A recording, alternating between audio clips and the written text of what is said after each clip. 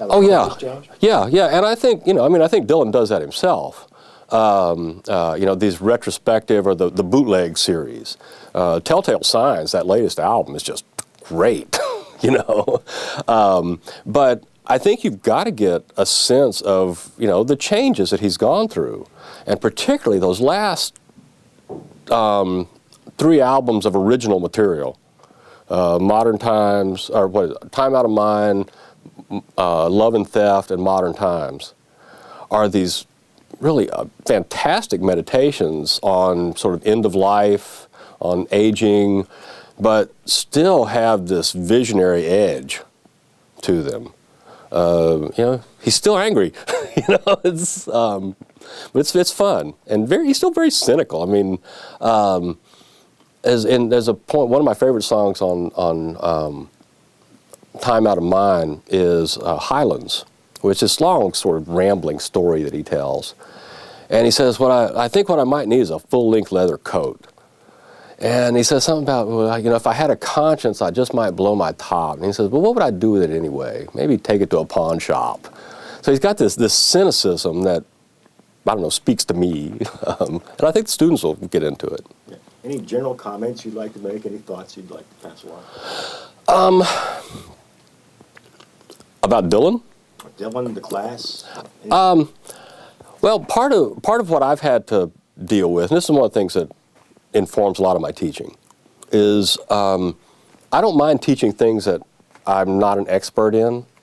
I've done this with classes. I've taught classes here like on Sherlock Holmes, and in the Sherlock Holmes class I had a student in the class who was actually a member of the Arkansas chapter of the Baker Street Irregulars. He knew way more about Sherlock Holmes than I did. I had a student, Steve Alsop, who knew way more about Tarzan than I did. Tarzan was also in this class.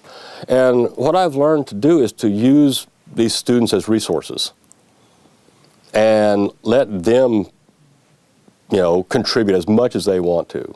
And my job is to sort of guide the class, set an agenda, but leave the agenda loose enough so that it's a mutual learning experience for everybody. I don't like to teach classes where I feel like the information is only working in one direction, that the learning is only going in one direction. If I'm not learning something in the class, I'm not happy. I get bored. I think the students get bored. And my experience is that often, particularly with the poetry like this, students have never had much of an opportunity to work through difficult pieces with somebody who knows how to work with difficult pieces. And so I may not know where we're going to go with a particular poem or with a particular class, but wherever it is, we're going to go there together. And that's really what I'm looking for, and I think that's what's going to be great about this class. Great. You brought a couple of books. Do you want to comment on any of those? Yeah, the lyrics here, Bob Dylan lyrics, available at bobdylan.com. I'm not being paid by bobdylan.com for that. But this is actually a great book because all it is just the lyrics. One of my daughters gave me a copy of the Bob Dylan songbook, which is useful. It's got all the lyrics, but also it has the music. But I'm not a musician, and so it makes the lyrics a little harder to get to. With this book, it's just like a book of poems. And and then there's this essential interviews that I've just only started digging around in it, and it looks, the interviews with Dylan are real dicey things because it's hard to get a straight answer out of him. There was a recent interview in the past year with Rolling Stone where Jan Warner said, was trying to talk to Dylan. Dylan's giving him all these smart answers. And he finally says, Bob, be serious. And Bob said, no, you be serious.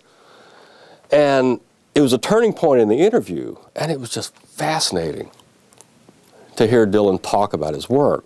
What I'm hoping is I'm going to write to the Dylan website, and because it's the never-ending tour, and the ideal thing would be for there to be a show in Little Rock in the fall, so we can all go,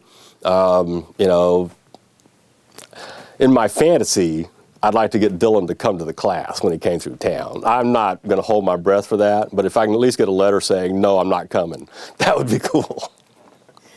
Tim, Brandon, you have any questions? That's great.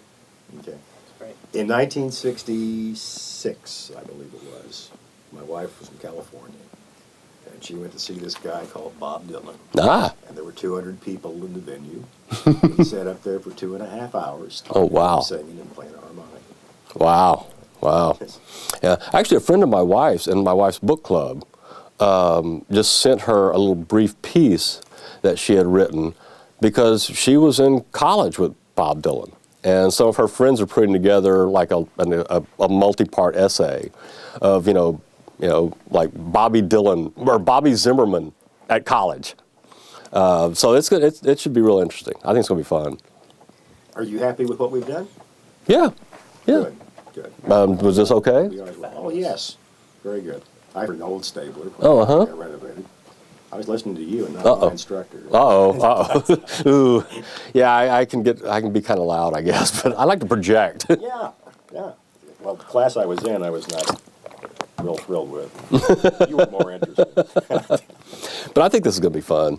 I think it's going to be a really fun class, and the students are excited about it. Good. And they've been wondering, when are you going to do this? When are you going to do this? And I said, wait, I'm not smart enough yet to do this.